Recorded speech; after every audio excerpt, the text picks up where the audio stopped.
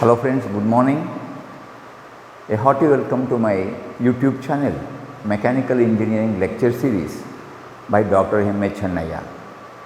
Friends, I am Dr. M.A. Chennaya, former Vice Principal at Saptagiri College of Engineering, Bangalore.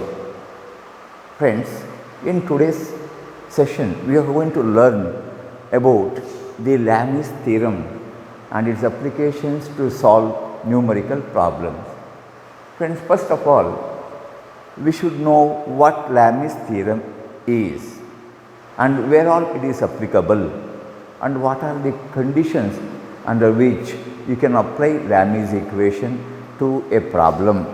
Friends, here the Lami's theorem states that whenever three coplanar concurrent forces are in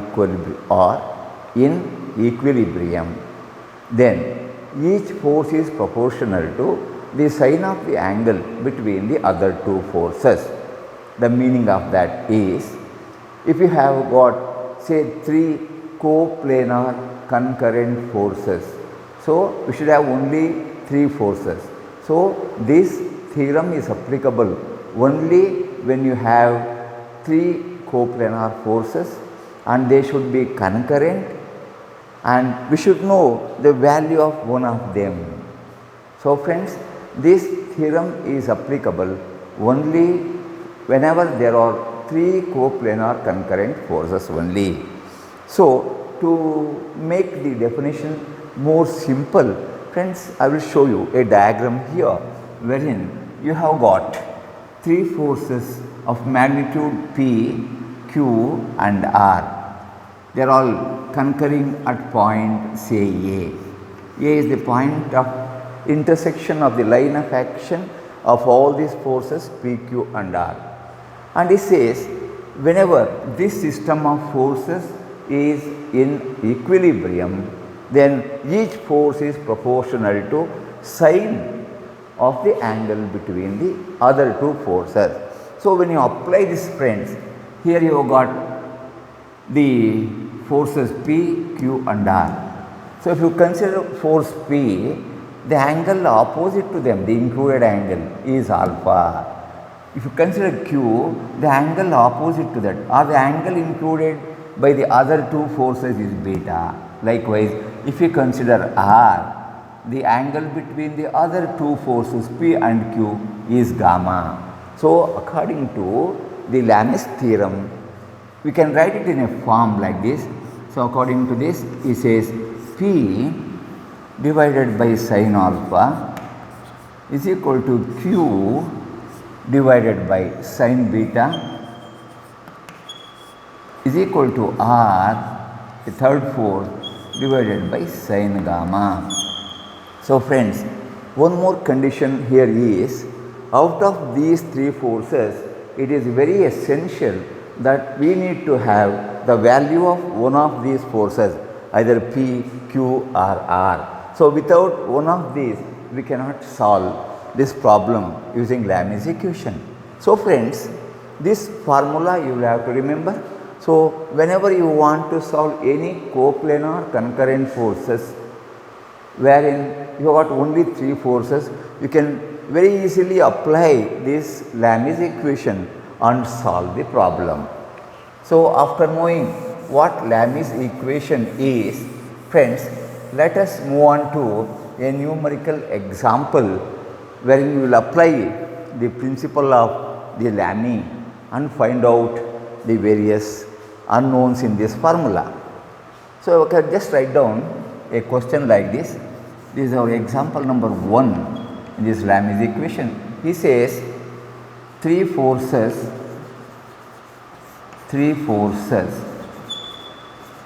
act at a point B as shown in figure.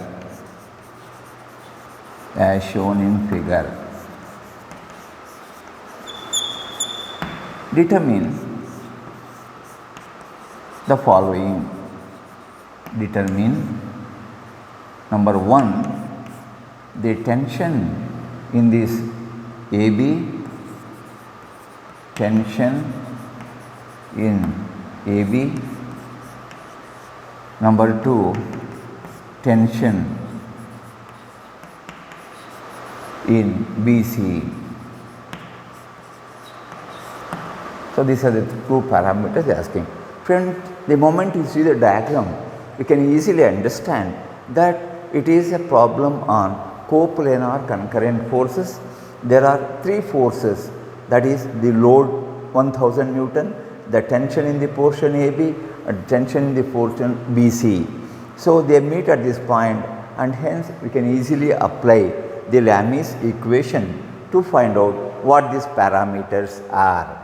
Friends, here before we apply this formula, we can just find out what are the angles made by these wires AB and BC along with this.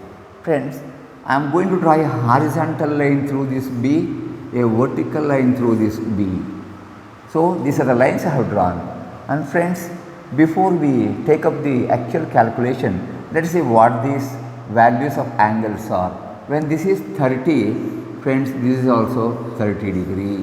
When this is 60, this will also be 60 degree.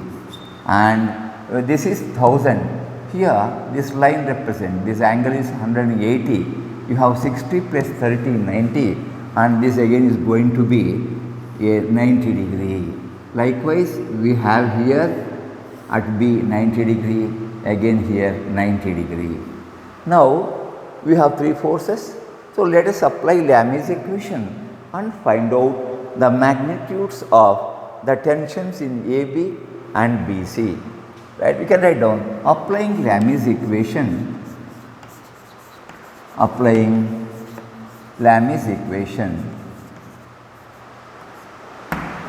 Lami's equation, we get, or we have, we will take one by one. I will say tension in AB to start with. Tension in AB, I will call it as TAB divided by sine of the angle between the other two forces. The other two forces are these two lines, that is tension in BC, or this line and this line. So what will be this angle? When I am taking this tension in AB, the angle between the other two forces is 30 and this is 90.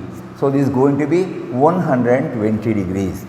Tension in AB divided by sine of 90 plus 30, 90, that is 120, is equal to tension in BC divided by sine of the angle between the other two forces. So when you take this, the other two forces are these two, and the angle included between them is 90 plus 60.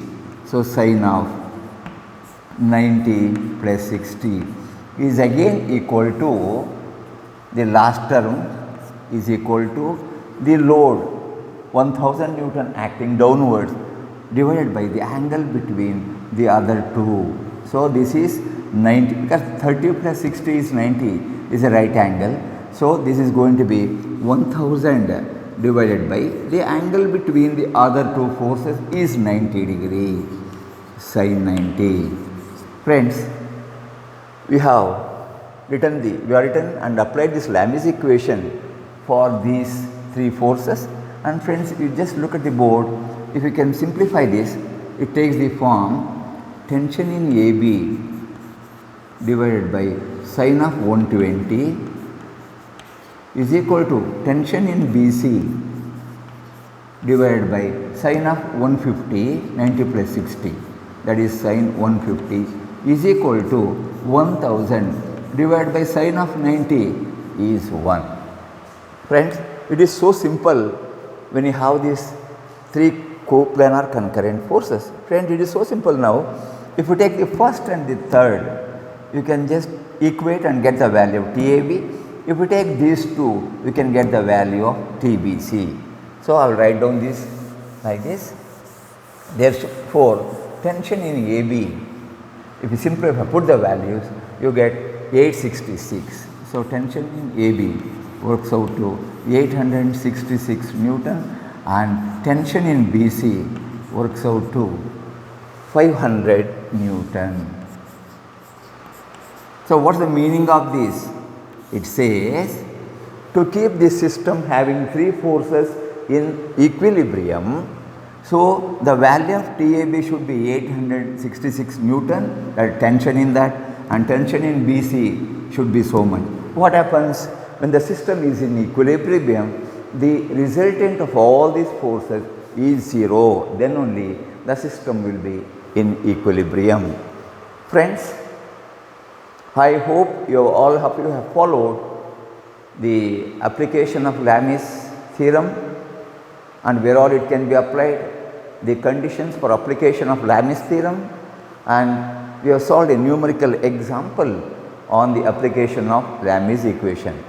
Friends, if you have followed this procedure to work out the numerical problem on the Lami's theorem, give a liking, you forward the message to all your friends, share it with everyone you know, and you please don't forget to subscribe.